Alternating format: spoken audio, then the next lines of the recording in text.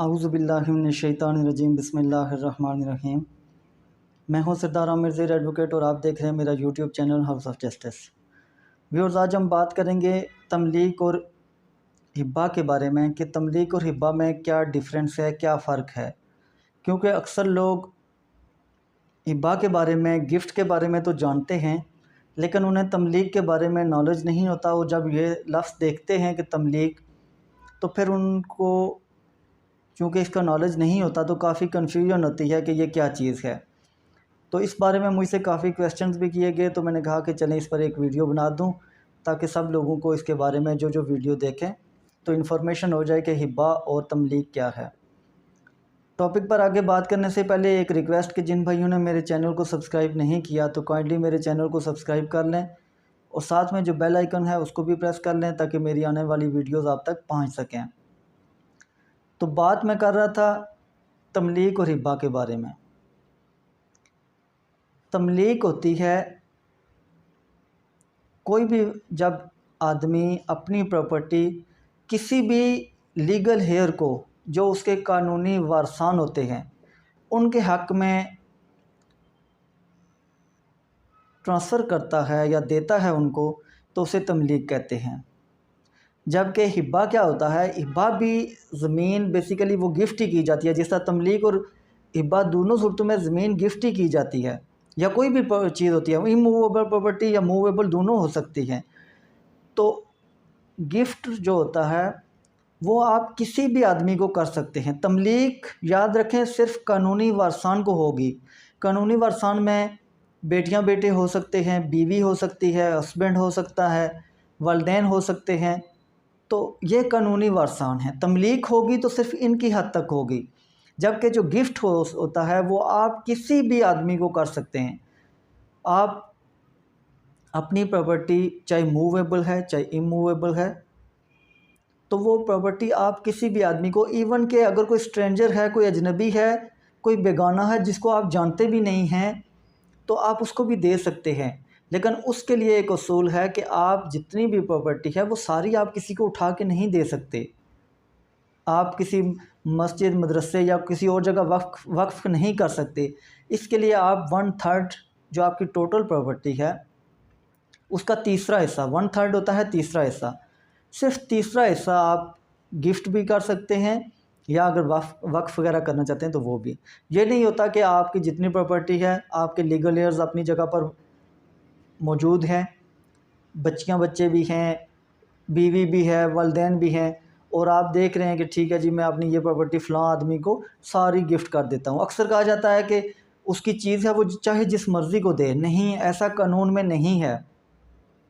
कानून ऐसा नहीं कहता। कानून ने भी एक लिमिट रखी हुई है, इवन के इस्लाम में भी है। तो 1/3 जो होता है आपकी प्रॉपर्टी का, आप उससे ज़्यादा किसी को नहीं दे सकते। तो गिफ्ट जो होता है वो आप किसी को भी दे सकते हैं। तमलीक सिर्फ कानूनी वारसान को, लीगल एयर्स को देंगे। जबकि हिब्बा की सूरत में आप प्रॉपर्टी चाहे मूवेबल है, इमूवेबल है, वो किसी को भी दे सकते हैं, लेकिन 1/3 से ज़्यादा नहीं दे सकते। अब हिब्बा के लिए 3 उसके बेसिक इंग्रेडिएंट्स होते हैं, बेसिक 3 उसकी शराइत हैं, वो आपको पूरी करनी पड़ेंगी, तब जाके हिब्बा एक वैलिड होगा। कौन कौन सी हैं? सबसे पहले तो ऑफ़र।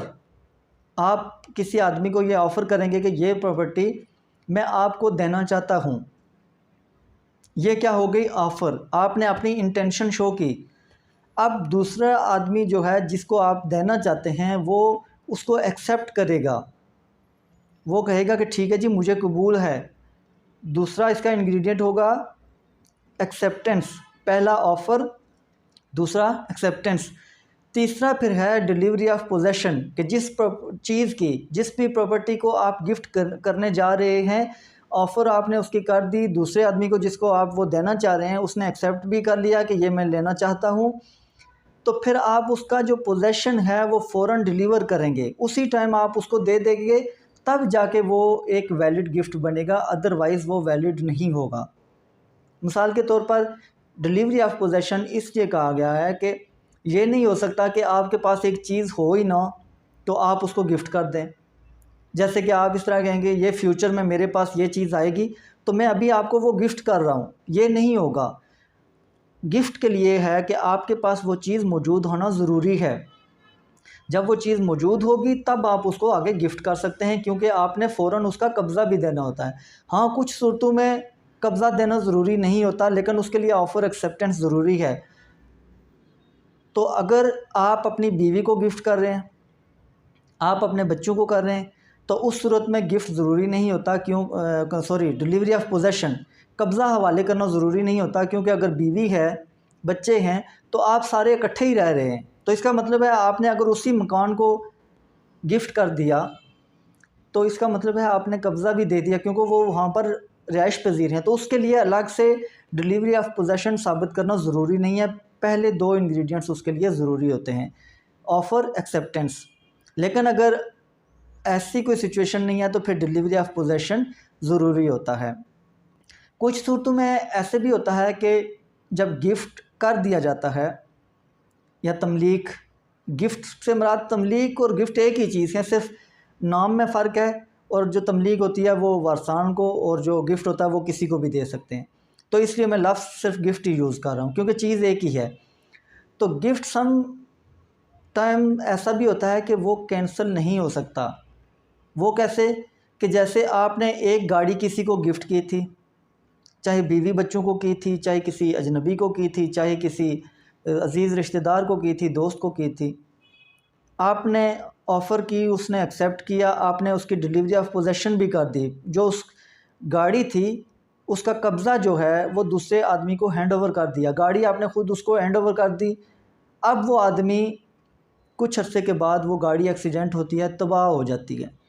तो अब इस सूरत में ये गिफ्ट कैंसिल नहीं हो सकता, क्योंकि जो चीज़ गिफ्ट की गई है उसका तो वजूद ही नहीं रहा, तो वो फिर कैसे कैंसिल होगी। इसी तरह अगर लेट्स सपोज एक कोई प्लाज़ा है, वहाँ पर आपकी कोई दुकान है या कोई फ्लैट है, आपने वो गिफ्ट किया, कुछ अरसे के बाद ज़लज़ला आया, कोई भी और वजह हुई, तो वो प्रॉपर्टी जो है वो तबाह हो गई, बर्बाद हो गई।